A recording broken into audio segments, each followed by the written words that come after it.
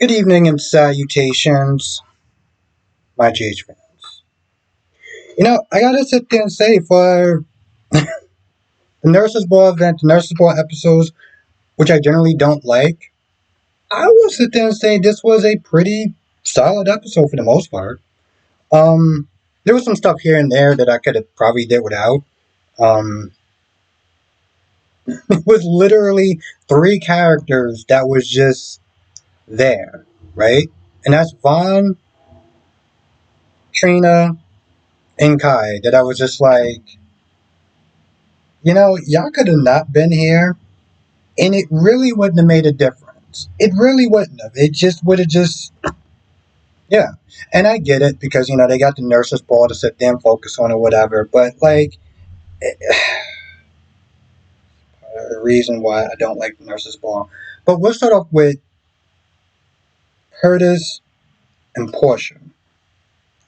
One of the things I didn't like what Porsha did was she tried to use their daughter as a way to not lose him. And I felt like that was a little kind of trifling in a sense. Like, seriously, you messed up, right? And I mean, you kind of only owned up to it because you didn't really have a choice, but you're like, oh, come on, don't sit there and break up our family, don't do this. No, no, no, no, no. Let's not use your daughter as an excuse to make him feel bad and to once again manipulate him into not leaving you. That's was kind of his issue right there, was that you've been manipulating him when it came to his Drew. And now you're doing it again. But this time, it's to save your marriage, right? Now, he does sit there and say, listen, I'm not going to sit there and I'm going to stay with you. We're going to sit there and pose a united front. I'm not going to leave you out there to be dealing with Drew by yourself tonight. He was like, and then she was like, what about tomorrow? Let's just get through tonight. Let's just get through tonight. Damn, let's just get through tonight.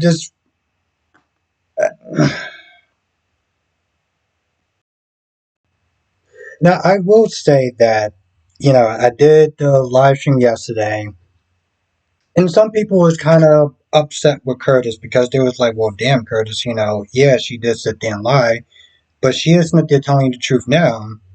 And,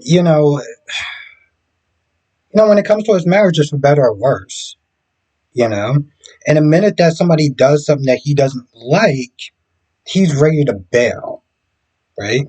Now and people are pointing out that he's lied as well as far as the whole um, working with Selena Wu and stuff like that. A goddamn mobster. You want to sit there and talk about destroying the family and putting the family at risk. You're working with a goddamn mobster. But yet you want to sit there and stand there and start judging Porsha. And you lied as well. Like, I don't think he understands that people aren't perfect. Situations do happen. And yeah, I don't think that she would have lied to you if she didn't have another choice or whatever. Like, I mean, I get it. It's bad, but it's not something that you can't work out. And this dude seemed like he is just ready to just wash his hands. And I don't know if he feels like he's ready to wash his hands because well, I could just sit there and just pick things back up where I left off with Jordan. Bro, you can't do that. Like, you get a little dirt on your gloves, they're not interchangeable. Like, what are you doing? So I do understand where people are coming from when it comes towards that. Now, like I said, at some point they go back to the party, they talk to Trina and Kai, and there's a point where Curtis is like, yeah, I'm just gonna sit there and he does something. And the way the Porscha's like, yeah, just give me a drink. And he just walks off. I'm like, if you're like, I know you don't want your daughter to know, but Curtis, you need to sit there and kind of do a little bit better than just walking off like that. Like, what are you doing? Um, Nina comes into the bathroom with Carly, and she pretty much just sits there and lays out like, this is more like psychological warfare, where she's like, I'm going to sit there and tell the courts everything. I'm going to sit there and tell the courts about, what the hell? Oh, that Michael abandoned his kids. That he didn't sit there and bother to try to talk things out with Willow. That he chose to sit there and go to Germany instead of being closer to home. Um, and just really painting the bad picture and kind of like more of a scare tactic to be like, okay, listen, you started this. I'm going to finish this. When this is over, you're going to have nobody to blame except for yourself. So you got that going. And that was about it for that scene. Now, the Lois and Brooklyn scene was probably among the best scenes in the episode because not only did Geo learn the truth, and we'll get to what Geo did in a minute, but it just really highlights the big issue that people have with Lulu, right? Because Lois is pretty much like, yo, listen, don't do this. You're going to uproot a lot of people's lives, and this is not your business, right? And not only does she just not even try to defend the fact that, you know what, listen, you're right, this isn't my business. She just starts diving right into why she's doing it and why it's generally okay and just keeps it going. Because at first, Lois tries to act like, oh, it's not a big deal, whatever, just leave it alone. But she says the truth at this point. Now, Geo just happened over here because he was not there looking for Lois about his earpiece or whatever. And Lucy pointed at him where Lois may be. So he overhears it, he cracks open the door. And I'm surprised he didn't just go right on in. Like, just not there looking. I guess they must have been so loud that he just heard them even before he really fully opened the door.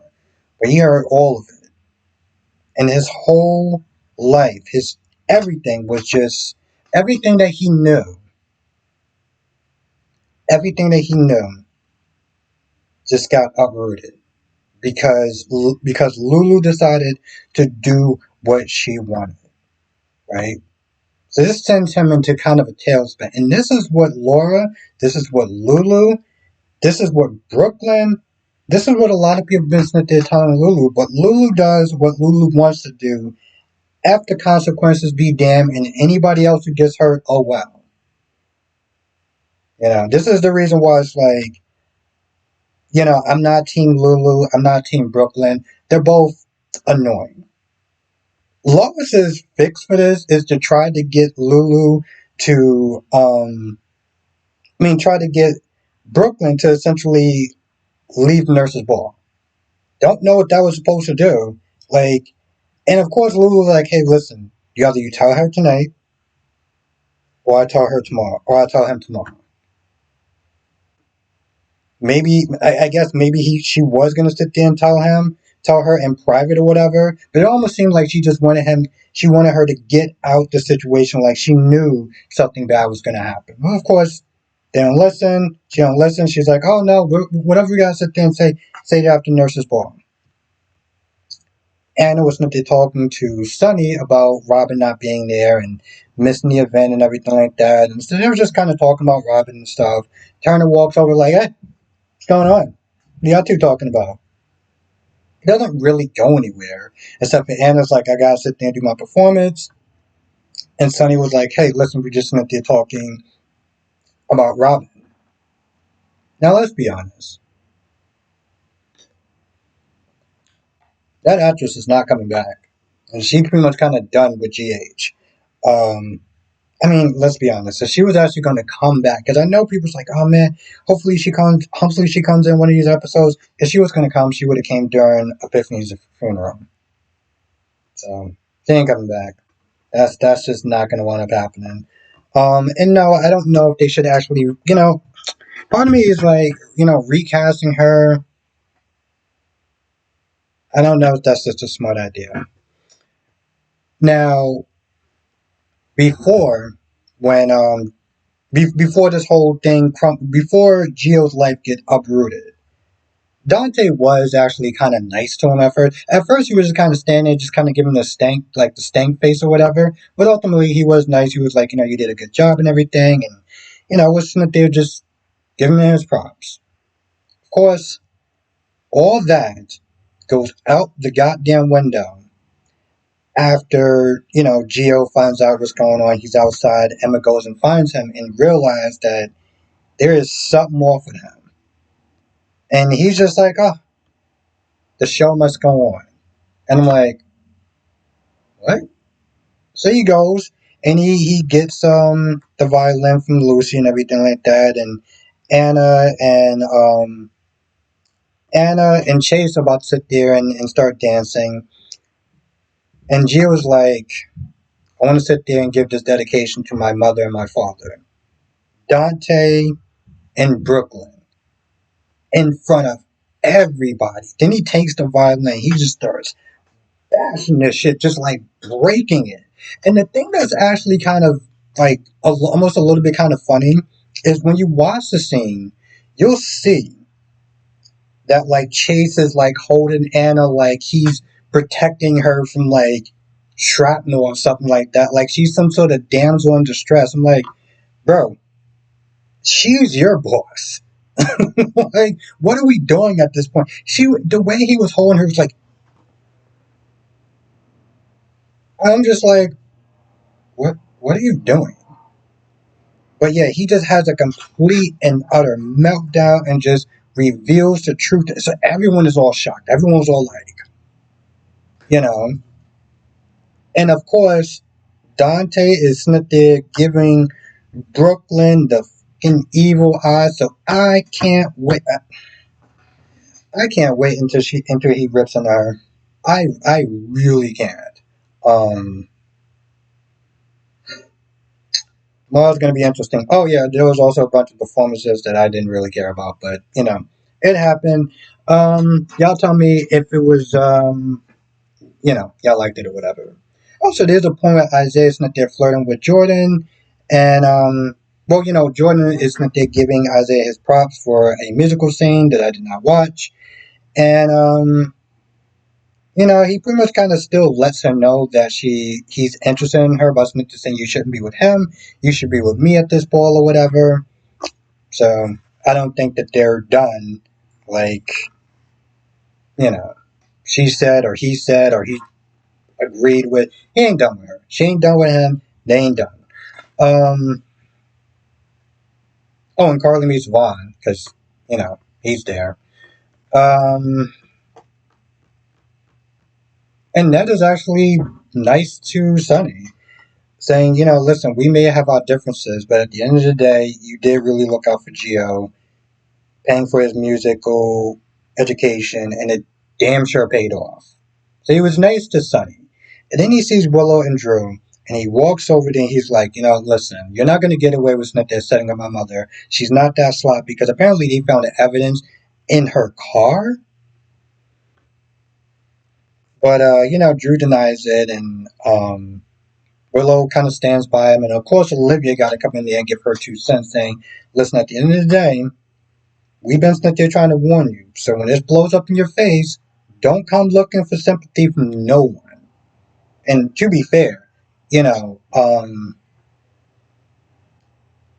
Willow does sit there and say, I tried with Michael, I tried to sit there and talk to him, he wouldn't listen to me. Right?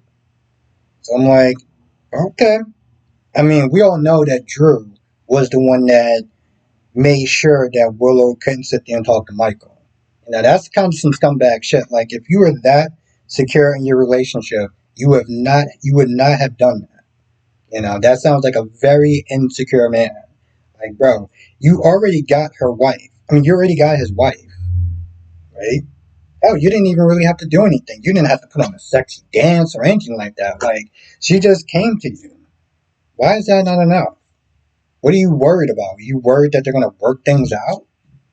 I mean, like you said, their marriage was already broken way before you got there. They already had problems. So why are you going through this extra length to be like, to even do that? Like, that just seems so extra and unnecessary. But she will sit there and learn. She'll learn a couple of things, that he's been doing some scumbag shit behind her back, like banging her mom, which is, that's a whole psychological Effed up thing in itself. And of course, the whole getting that woman to lie. Because here's the thing. That's been the sticking point of why she's just like, you know what, listen, if he's not going to sit there and try with me, then there's no point. And, let's just sit there and say, again, for the sake of argument, that Michael didn't want to sit there and talk to Willow, right? I don't think that's even enough reason to be like, oh, well, I got to go for full custody. First of all, did you not forget that he was burnt over like 80% of his body? And he may not want to sit there and talk to somebody who just broke his heart? Somebody who decided to go out on Valentine's Day when you're still married to him. So if he don't want to talk to you, I don't give a damn how much of a distance that you sat there and flew. Girl, you acting like, you used your whole nurse's salary to sit there and pay for that.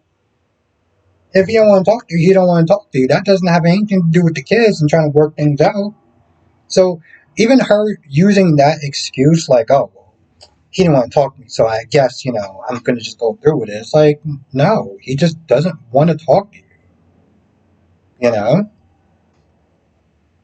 I don't know. I feel like even if that was the case, it shouldn't really propel her this much into being like, oh, well, I got to sit there and take the kids. Like, well, I mean, granted, I know she wants to do that because of Carly, but still, to sit there and, I don't know.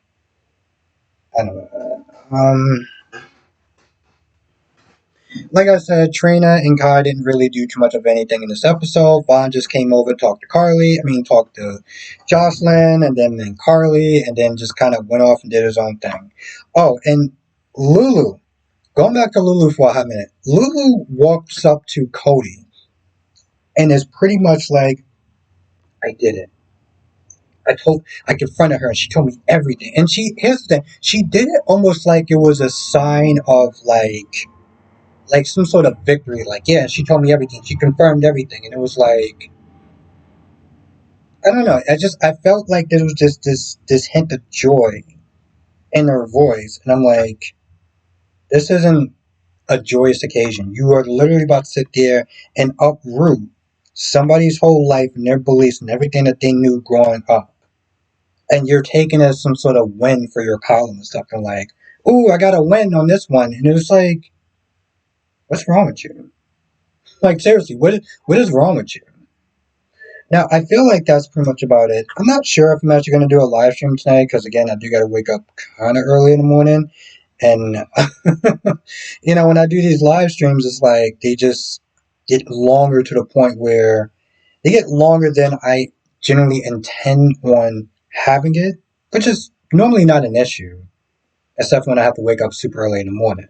So I may actually wind up saving the live stream until tomorrow. Not too sure yet, but I will sit there and put it in a community tab and let people know if I'm going to be doing a live stream tonight or not. I damn sure will be doing one tomorrow, but as far as tonight, we got to sit there and sit. Because I just have too much fun and it just spirals until where it's like, damn, I should have been in bed like an hour and a half ago. Anyway, with that being said, I'm going to go. I want to thank you for watching, and I will see you in the next video.